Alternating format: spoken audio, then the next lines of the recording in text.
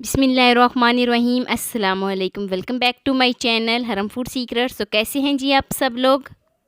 किस तरीके से रबड़ी दूध जो है वो बहुत ही मज़ेदार और ओरिजिनल घर में बना सकते हैं। सिर्फ़ 1 किलो दूध से आप जो है वो 4 से 5 गिलास रबड़ी दूध के बना सकते हैं घर में। अगर आप बाज़ार से रबड़ी दूध पिएँ तो 1 गिलास बहुत महंगा मिलता है और आप बिल्कुल बाज़ार जैसा जो है वो घर में बनाएंगे, ये बाज़ार से भी कई गुना बेहतर है। और सबसे अहम बात जो है वो ये है कि ऐसे इंग्रेडिएंट्स इसमें इस्तेमाल होते हैं जो ऑलरेडी आपके घर में मौजूद होते हैं। तो यहाँ पर मैंने सिर्फ़ 1 किलो दूध से 3 से 4 गिलास इस रबड़ी दूध को बनाया है। तो स्टार्ट करते हैं जी अपनी आज की वीडियो शुरू करने से पहले आप सबसे रिक्वेस्ट है कि चैनल पे न्यू हैं तो चैनल को जल्दी से सब्सक्राइब कर दें और बेल आइकॉन को प्रेस कर दें। तो यहाँ पर मैंने तुख्म लंगा लिया है 1 टेबलस्पून, इसको मैंने भिगो के रख दिया है ताकि ये अपनी क्वांटिटी में डबल हो जाए। 1 से 2 घंटे रखने के बाद ये अपनी क्वांटिटी में डबल हो जाएगा। नेक्स्ट स्टेप की तरफ चलते हैं। तो यहाँ पर मैंने एक पैन लिया है और यहाँ पर मैंने पौना कप चीनी ली है।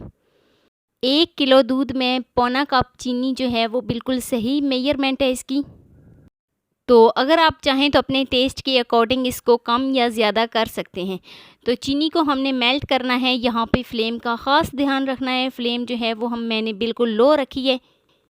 अगर आप हाई फ्लेम रखेंगे तो क्या होगा कि ये जो चीनी जब हम मेल्ट करेंगे तो ये जल जाएगी और इसका जायका जो है वो ख़राब हो जाएगा। तो चीनी जो है वो हमारी बहुत ही अच्छे तरीके से मेल्ट हो गई है।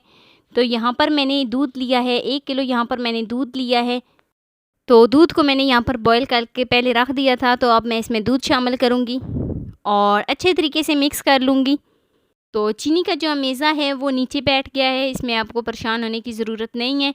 जैसे जैसे इसको हीट मिलेगी वैसे वैसे वो मेल्ट होना शुरू हो जाएगा और जो दूध का कलर है वो भी चेंज होना शुरू हो जाएगा। तो आप देख सकते हैं दूध का जो कलर है वो कितना खूबसूरत आया है। तो यहाँ पर हमने जो दूध की क्वांटिटी है वो हाफ़ करनी है। इतनी इसको उबालना है कि दूध जो है वो हाफ़ क्वांटिटी में रह जाए। दूसरी तरफ यहाँ पर मैं 2 टेबलस्पून कस्टर्ड पाउडर ले रही हूँ। अब मैं इसको एक गिलास में डालूँगी और उसमें पानी डाल के इसको अच्छे तरीके से मिक्स कर लूँगी ताकि कस्टर्ड की जो है वो गुठलियाँ ना बने। अगर आप ये समझ रहे हैं कि हम इसमें कस्टर्ड शामिल करेंगे तो ये कस्टर्ड बन जाएगा, तो ऐसा बिल्कुल भी नहीं होगा। यहाँ पर मैंने सिर्फ 2 टेबलस्पून कस्टर्ड लिया है। तो ये कस्टर्ड रबड़ी में एक थिकनेस लाएगा।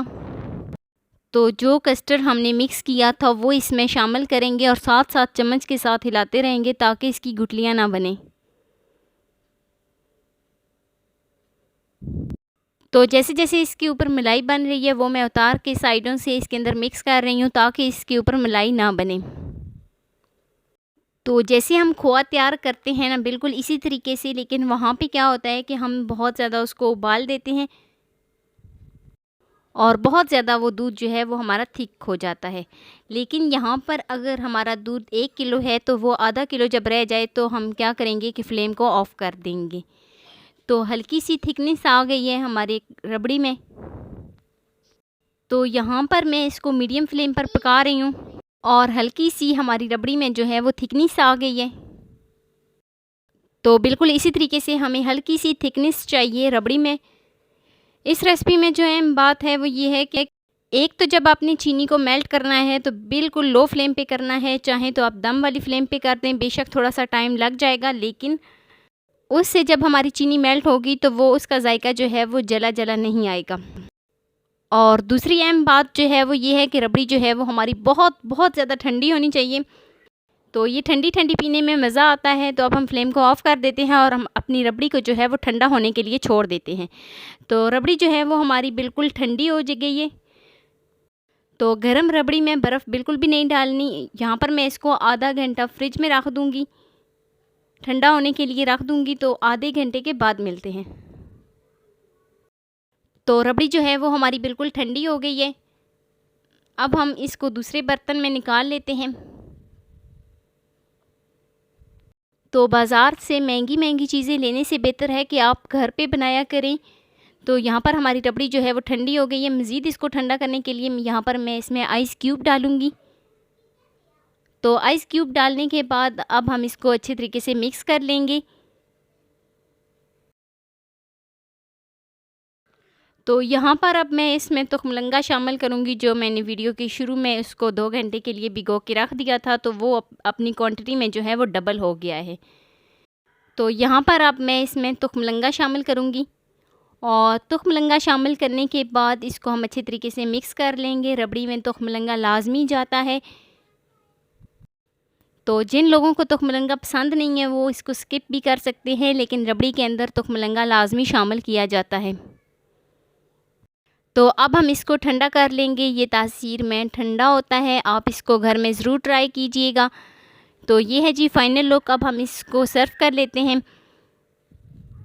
तो ये सेहत के लिहाज से भी बहुत ज़्यादा अहम है। आप कोशिश किया करें कि अपने बच्चों को ये ठंडी तासीर वाला जो रबड़ी दूध है वो घर पे बना के दें। तो ये है जी फाइनल लुक। कैसी लगी मेरी आपको आज की वीडियो अच्छी लगी हो तो लाइक कर देना। फर्स्ट टाइम है चैनल पे तो चैनल को लाजमी सब्सक्राइब कर देना और बेल आइकॉन को प्रेस कर देना, ताकि मेरी डेली की वीडियो आप तक पहुंच सके। दोस्तों के साथ और फैमिली मेम्बर के साथ लाजमी शेयर करना। मिलते हैं नेक्स्ट वीडियो में एक नई रेसिपी के साथ। अपना बहुत सारा ख्याल रखना, अपने से ज़्यादा दूसरों का। अल्लाह हाफिज़।